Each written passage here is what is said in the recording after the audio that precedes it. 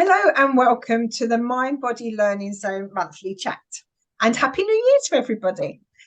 This month, we're going to be talking about overwhelm and also talk a little bit about the pressure we put on ourselves to keep our New Year's resolutions.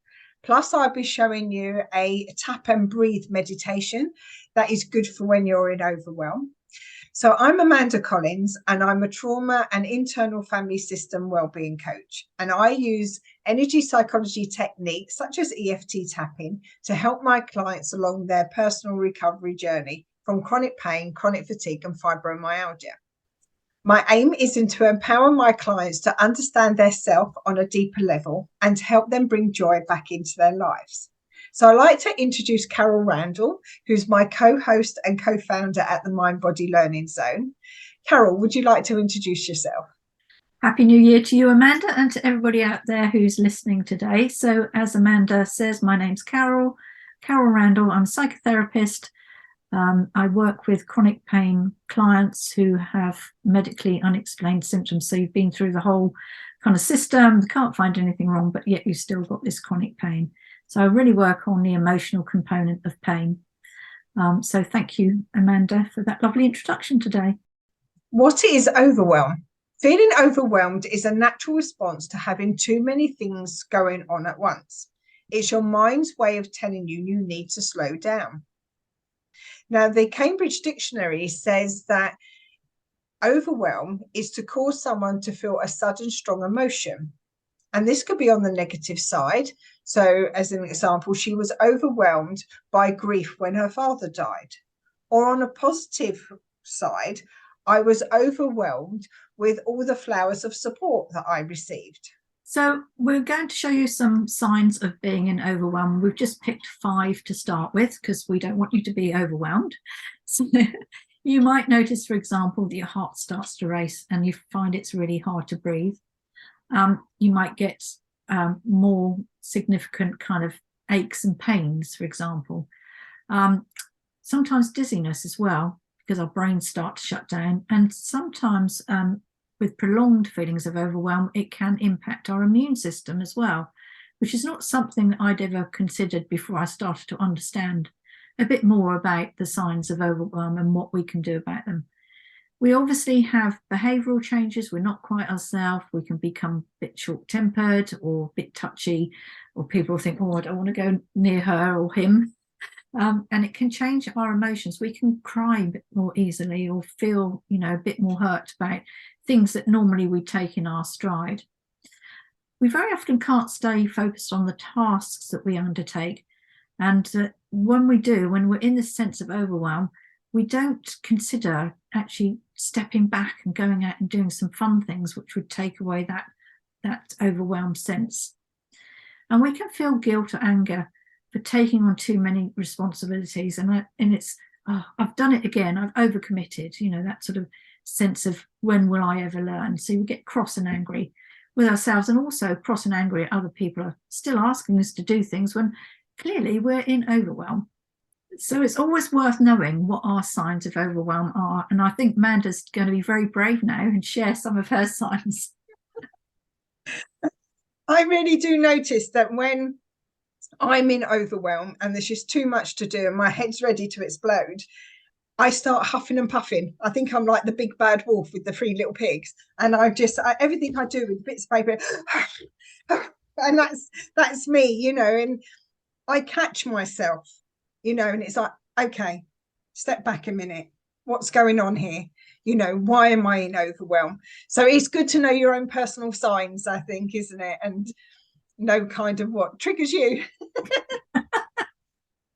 Thanks for sharing that, Amanda. So things to remember when you're feeling overwhelmed. Here are 12 things that me and Carole are going to talk about that can help you get through overwhelm. And this is when you've got that negative sort of like overwhelm feeling. So the first one is know that feeling overwhelmed is natural.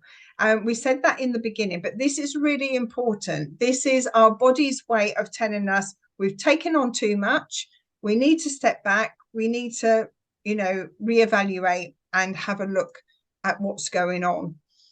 Also remember, in previous talks, I've talked about our internal family systems, that we're all made up of parts. So remember, there's just a part of us that is feeling overwhelmed. And when we look at it like that, it means there's also other parts of us that are not feeling overwhelmed. So that's good for us to remember. Now, when we look at that part, why are we getting overwhelmed? We need to get to know that part in a little bit more detail.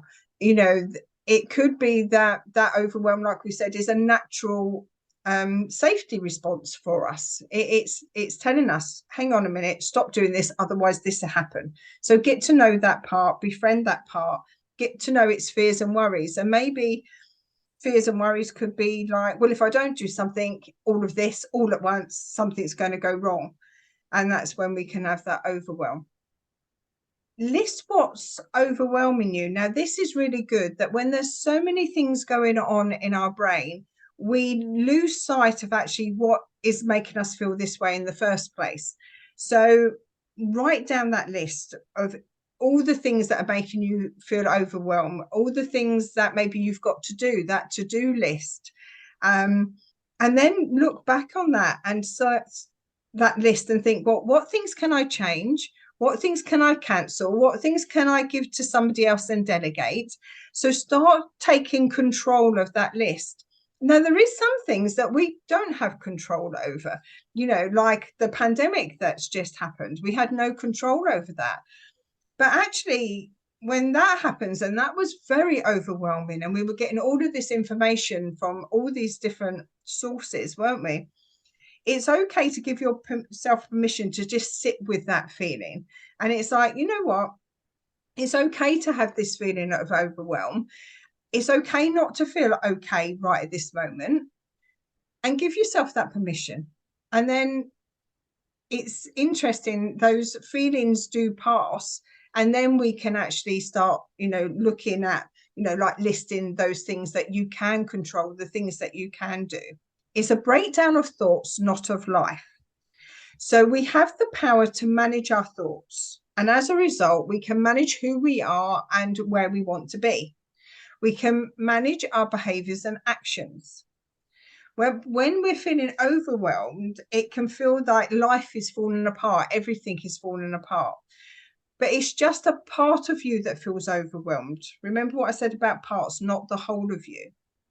So just take a minute to listen to those limiting beliefs that are going on, maybe those negative emotions that are coming up and those negative thoughts.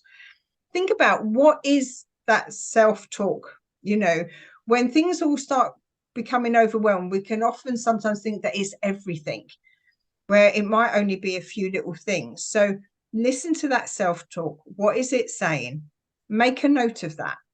And this is where, you know, working with a practitioner or doing some EFT tapping can really help sort of like, you know, get into those thought patterns and those beliefs that we're holding on to. Number 4, things can turn around really quickly. So we can feel overwhelmed quite quickly, you know, when we're facing a project and we don't have enough time or energy, we think, to actually finish that project.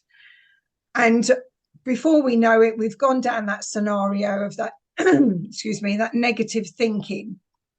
And we, you know, the project's failed and everything's gone wrong. So we often sort of like just sitting on the couch, you know, thinking about these negative thoughts. And that's not going to make anything better. In fact, it actually makes it worse when we just sit there and think about it. So it's really good to start taking some action. So we've spoken a little bit about writing a list, organizing your thoughts, cancelling tasks, delegating to others.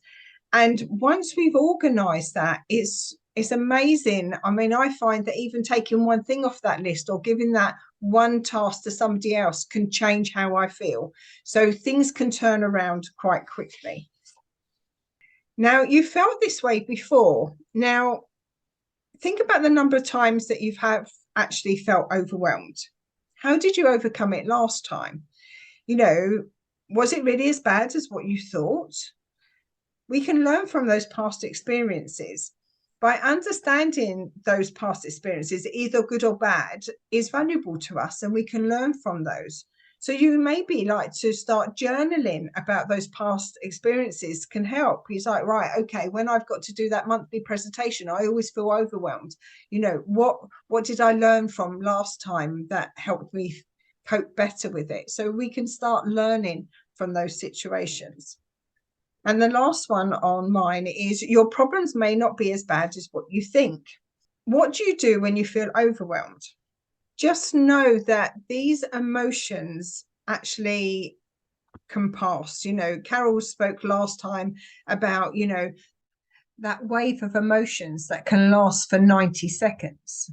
You know, just by being present with that, it's like, okay, I'm in overwhelm. It's like me saying, oh, okay, I'm huffing and puffing here. Okay, you know, stand back. You know, just having that little bit of realization about where you are at that moment. Because when we're in overwhelm, we can't think clearly and we may feel that everything's going wrong. So when we step back from it, thinking, oh, okay, this is what's going on, a little bit of a breath, write that list, take time out. Maybe it's not quite as bad as what you think. Yeah, so some really good points there, Amanda. And I think for me, what really helps me with overwhelm is to know this too will pass. That's always been a little mantra of mine, whether it's, you know, work thing or personal thing. The other thing that helps is kind of, I can talk to you, for example, and say, oh gosh, I'm feeling really overwhelmed at the moment, and you'll just say, okay, let's take a breath and pause. Do you want to tap it out? What do you need to say? And then and by doing that, having somebody else in, bringing somebody else in, I think really helps you get things back into kind of. I think so. Yeah, it's taking that moment, isn't it, yeah. of doing that. Brilliant. Let's go on to the next 6 then.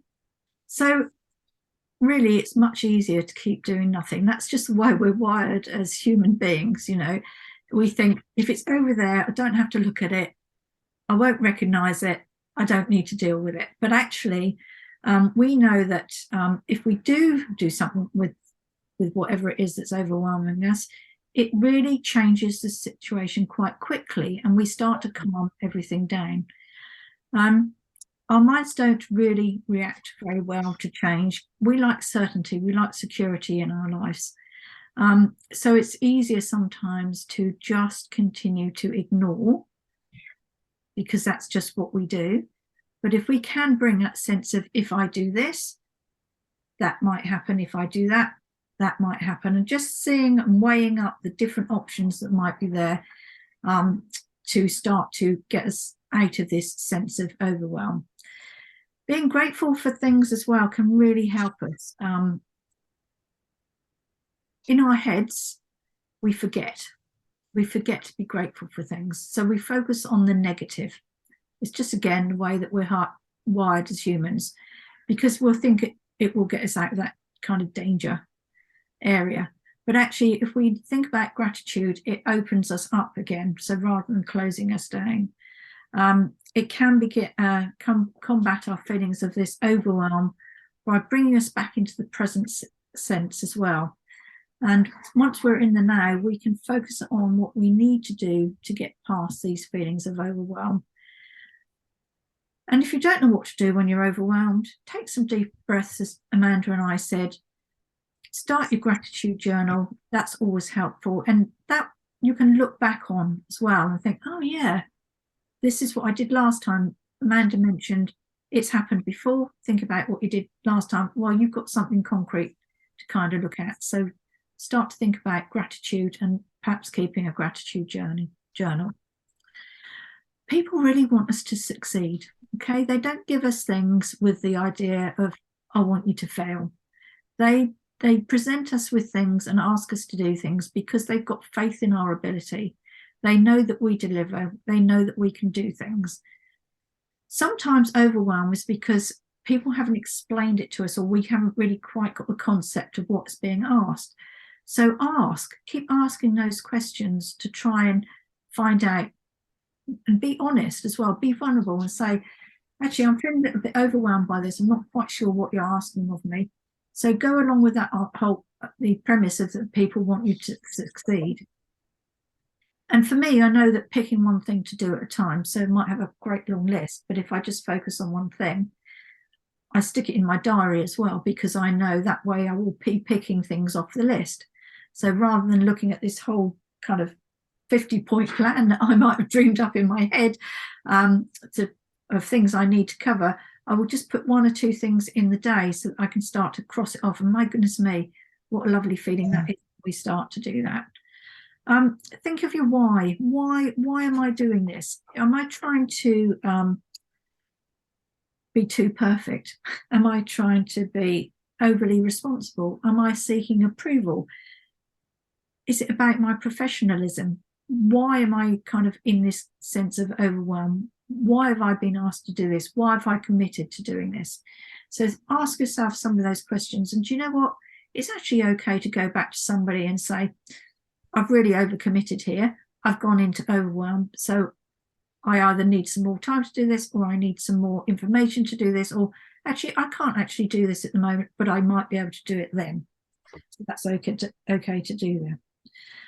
And focusing on that right now, as Amanda said, bringing it back to what can I do now, right at this moment in time, to get myself nearer to where I want to be. So rather than looking at that big picture thing, which does give us that sense of overwhelm, bring it back to one small thing I can do right now.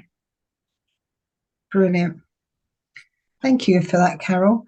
One thing I was going to say from my own experience, you were saying about, think of the why, and whether we're doing it for somebody else or not. But I use that in a different way. So when I've got that list and there's all those things that, that I need to do, like I said before, I often do the one thing that I really don't want to do first, because that makes me feel so good.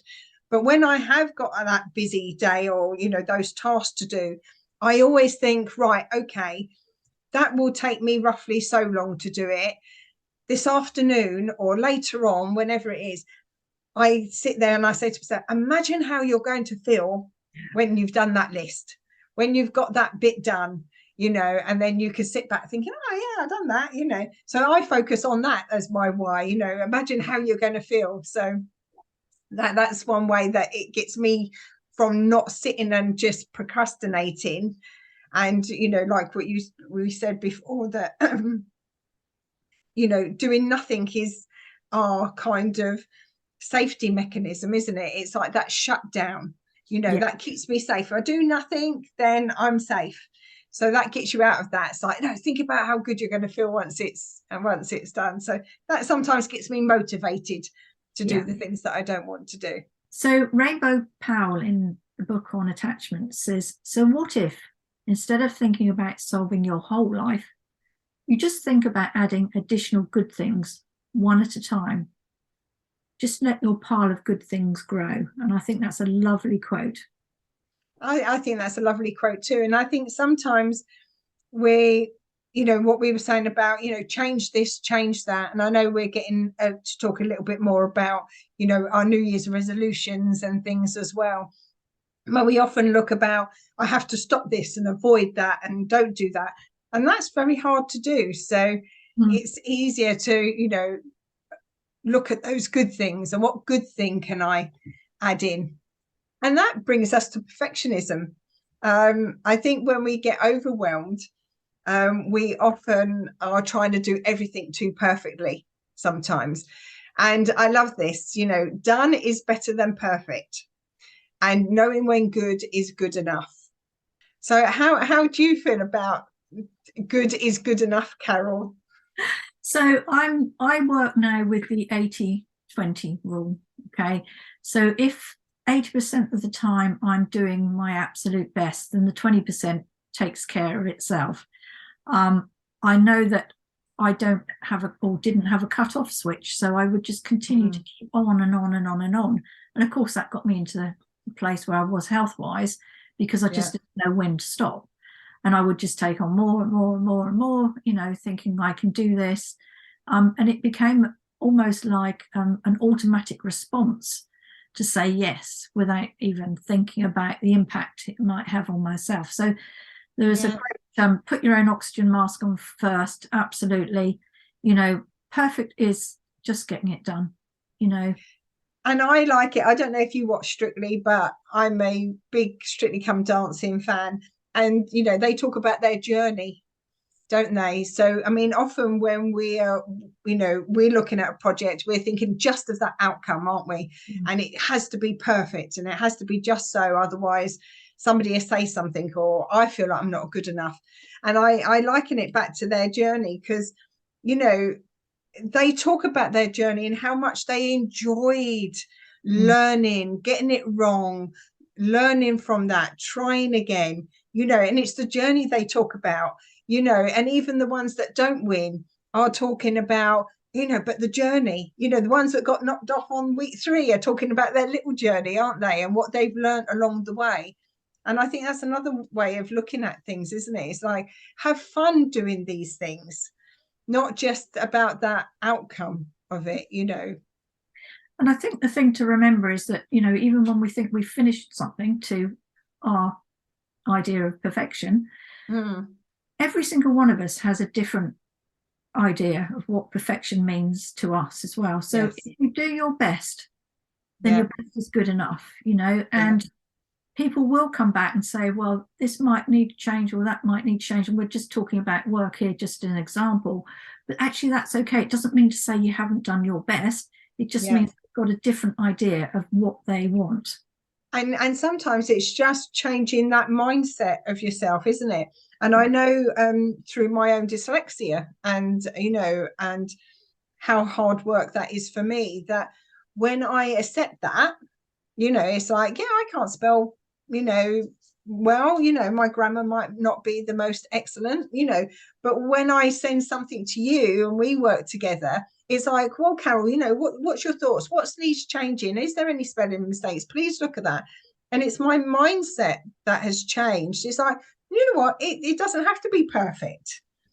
This is me. This is who I am. I can send that out there, and somebody else can actually sort of like say, oh, actually use the wrong word there, or whatever it is. Where before I would have to make it be perfect before sending it out, even to be checked, which is silly, isn't it? And it brings you back, just really funny, I remember somebody saying about whether they would have a cleaner in the house or not. And it's like, well, no, I wouldn't have a cleaner because I would have to clean the house first before a cleaner come in because I don't want them seeing my dirt, And so that again is that pressure we put on ourselves, isn't it? Yeah. Of doing that. So I think, good is good enough. And and done is better than perfect. Yes. Because otherwise we could be waiting a long time to get all these perfect jobs done. And miss out so much as well of life. Exactly. And you miss the journey. You miss the journey of doing it. So New Year's resolutions and why they fail. Now, resolution is such a strong, demanding word. It screams at us that I must do this. I must lose weight. I must give up smoking. I must change my life and get up at 5 o'clock and do all my yoga and meditation and everything else before starting a busy, busy day. And it's a demand that we place on ourselves where there's no room for failure. And I think this alone can send us into that overwhelm. So we're going to focus on doing, and not avoiding. And research has shown that we're more likely to accomplish a goal that's specific and based on doing something instead of avoiding something. So think about determining a realistic goal. Think about what you'd like to achieve this year. And for me, it's about doing yoga every day, but not about doing an hour and a half class. It's about bringing it down. I found some brilliant 10 and 20-minute little yoga sound bites on YouTube. And for me, that means that I've set myself a goal, but it's realistic as well. And it's also being kind to myself. So I'm not tempting failure by overburdening myself with an hour and a half, but with realistic expectation about what I'm able to commit to and what I'm more likely to thrive at. So we're going to look at how to set those smarter goals. And to do this, we'll use the acronym SMARTER. And that is specific, measurable, achievable, realistic, timely, enthusiasm and recorded. And Amanda's going to start with talking about specific. So yes, so we look at as much detail as possible. You know, we really drill down, what do we want our goal to be? And then we have a clear focus on where we want to be with our goal. It's easier then to work through it. So we look at measurable. So this is our quantity. So maybe it's a how many, how much, when, for how long, so we can measure that. Or it's the quality, as in how would it make us feel if we did this goal, you know, or how would it make us feel if we didn't do this goal? And achievable, we start looking at external resources. So what is out there that could help us, or who is out there that could help us achieve this goal? So we look at where you are now and where you want to be. Now, the realistic, we actually look at the obstacles, what might get in the way, and then how could you overcome this? Timely is, when are you going to do this? When are you going to start? And is this a long, mid, or short-term goal? And then within the wellbeing coaching, we pick up on the enthusiasm. You know, if you were working with me or Carole on this, we want to know, how excited are you to do this goal? You know, on a scale of 0 to 10, you know, 10 being really excited, you know, 0 being, oh, I don't want to do this. And it's like, this gives us an idea of whether you're going to succeed in this goal, or what other things are getting in the way. So we really do need to know your enthusiasm. And recorded, you need to write this down. So whatever your goals are, whatever your steps are, they need to be written out, you know, maybe little post-it notes around, you know, to remind you what you need to do. But it's important to have that recorded. So what was your main goal? What was your goal with your yoga? So I really enjoyed doing yoga, and it gives me that one of my pockets of peace. But I do know I haven't got an hour and a half to commit to it every day. So I really drilled down, actually, what did I want from it? So I was quite specific about what I wanted from it. And how was that measurable to you then? So you had your goal, yeah, and sort of like, you know, was it more of a, how would it make you feel if you did do it? Definitely. And I know that with yoga, within the first 10 minutes, my whole body kind of relaxes. So I knew 10 or 20 minutes was kind of like what I wanted. For achieving your goal at that point, weren't you? You know, because you knew it helped you relax. So what, with the achievable bit then, what external resources did you bring in? You were mentioning about YouTube, weren't you? Yeah. So I talked to my yoga teacher, and she said, you know, you don't have to commit to an hour and a half. She said, you can do 10 minutes, 20 minutes. And I've never even entered my head that I would still get the same benefit, because she said, if you commit to an hour and a half, but after 20 minutes you're getting fidgety, then the other, yeah, it's an absolute waste of time. So it's better to do a short, focused. Exactly. Intent. You know, it's all about intent. So that's when that timely bit comes in. So what part of the day did you realize it's good for you to do that, you know, 10 to 20 minutes? Yeah. When was the best time for you?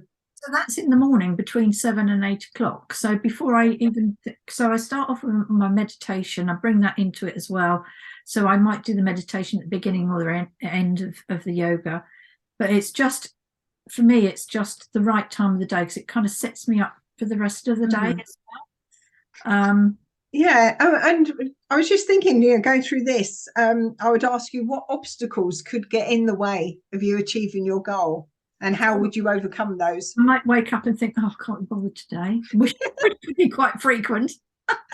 And we all know that when in January we've got this great intention of wanting to, but I'm not going to beat myself up about it if I don't do it every day. Yeah. But I know actually my overall goal is at least three times a week. At the moment, I've got the time to do it every day, but life gets in the way, for example. And I think that's, you know, what we were saying about sort of like what's achievable. And I think that's it. It's like, well, 3 times a week is what I'm aiming for. If I manage to do every single day, well, that's a bonus. Exactly. Yeah. So that is really good, isn't it? And pressure off. Yeah. And how enthusiastic. So if I was saying to you, this is at the very beginning, oh, Carole, right, okay, you want to set up doing yoga every day. How excited are you about doing this on a scale to 0 to 10? What would you say? I'd say at the moment it's a 10 because it's new, exciting. I've found a way to make it work for me. 6 months down the line, when it's the summer and things are different, I might feel differently about it. So it's about adjusting expectations, not overcommitting to get into that sense of overwhelm, not beating yourself up if you don't do something. But at the moment, it's the right thing for me to be doing at this time of the year. And have you recorded that anywhere to give yourself little reminders of Post-it notes? The good old post-it notes. Post-it notes, yeah. Oh, that's brilliant. Thank you for sharing that. But that's a good example how we use smarter, isn't it, when we're doing our own coaching and setting goals and everything. So I just wanted to take you through a tapping meditation that you can use when you are feeling overwhelmed. And this is just one to tap and breathe. And I'll take you through that now. I like to show you how to do a tap and breathe meditation where you don't need to say any words. Now, this is really good when we are feeling overwhelmed by any emotion and can't think of what to say. Now, if you're new to tapping, please have a look at my intro to tapping video on my YouTube channel. Now, for this meditation, we'll be using the basic EFT tapping points, plus also the trauma point, also known as the gamut point or thyroid point. And that's located between the little finger and the ring finger, between those bones. So when we do our tapping, it's a real lovely slow waltz rhythm. 1, 2, 3, 1, 2, 3. And when we do our breathing, we pretend that we're breathing through a straw. So nice pursed lips. So when we breathe in and out, you can hear that noise coming in and out. And that means we're breathing much deeper. So remember, breathe in through a straw and out through a straw. So sit nice and comfortably. You can have your eyes open or closed for this. And we're going to start on the eyebrow point. And I'll talk you through the points if you've got your eyes closed. So we're going to start on the eyebrow point and just gently tap there. And remember, breathe in through a straw and out. Side of the eye, breathe in and out. Under the eye, breathe in, breathe out. Under the nose, breathe in, breathe out. Under the mouth, breathe in, breathe out. Collarbone, breathe in, breathe out. Under the arm, breathe in, breathe out. Top of the head, breathe in, breathe out. Trauma point, breathe in,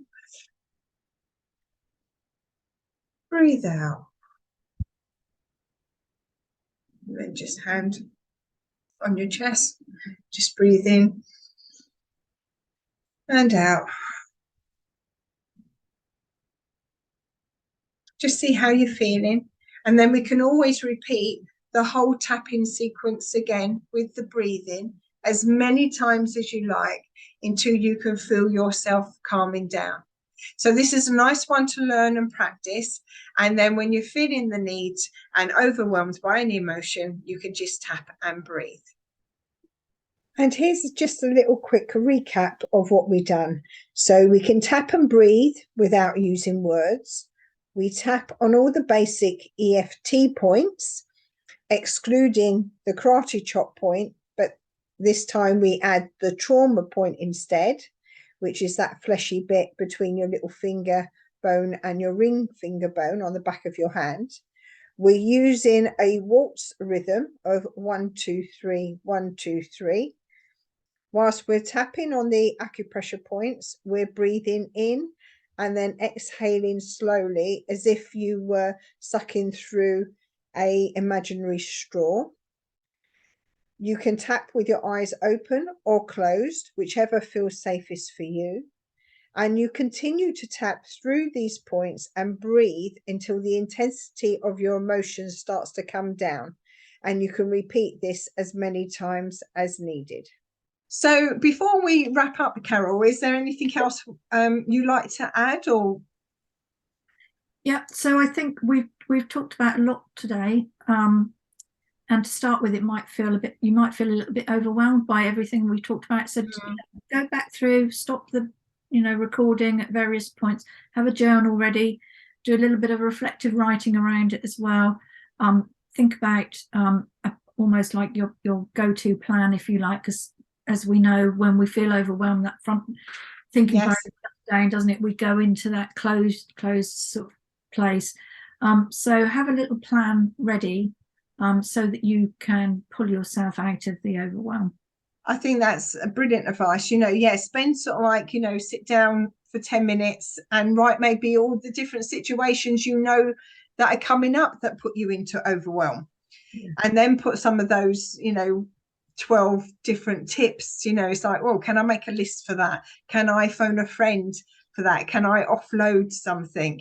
Can I just feel actually this is quite overwhelming? That's fine. I can just sit with this for a moment and that's okay.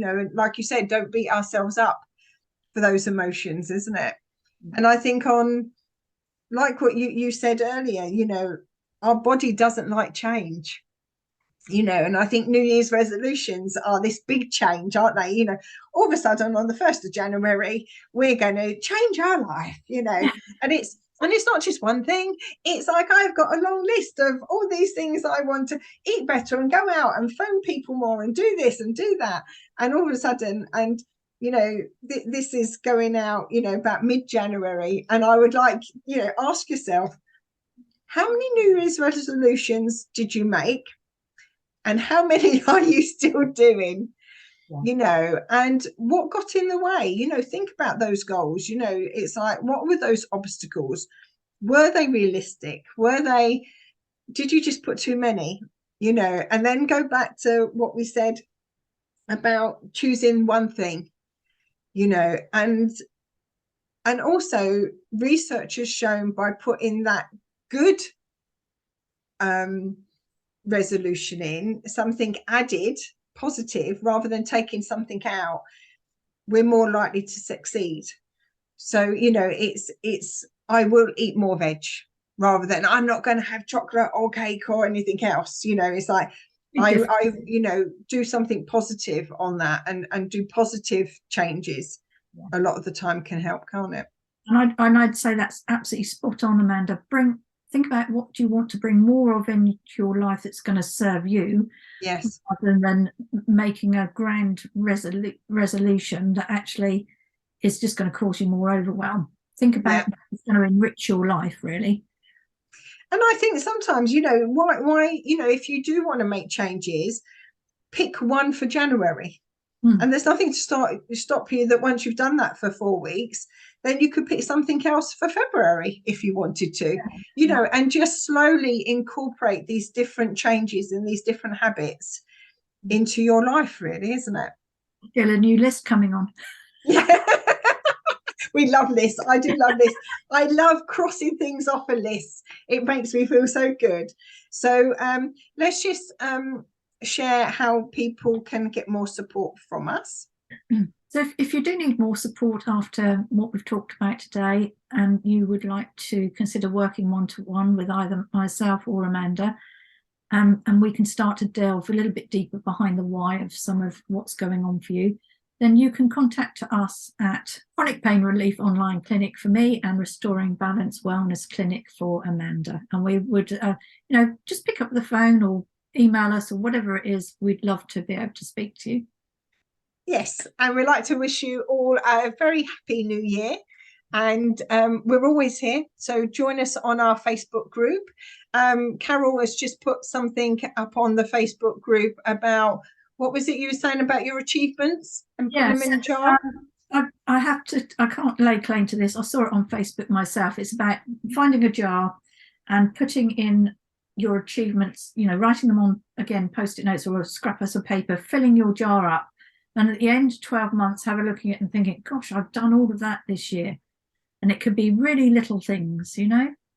I think that's a lovely idea. So I might have to eat all of that beetroot so I can get my nice big jar and start that. So we wish you well, and we look forward to seeing you soon. Yeah. Bye. Bye for now. Bye.